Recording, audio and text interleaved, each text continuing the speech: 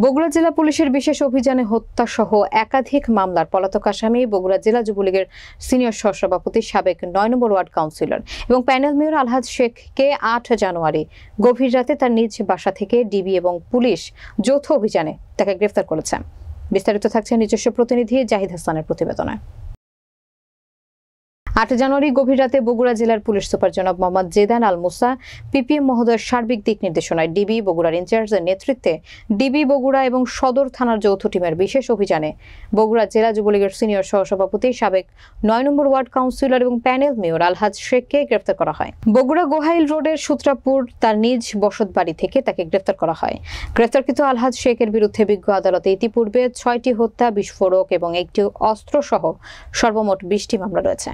জেলা পুলিশের পক্ষ থেকে জানানো হয়, গ্রেফতারকৃত আসামিকে উল্লেখিত মামলায় বিজ্ঞ আদালতে সোপর্দ করা হয়।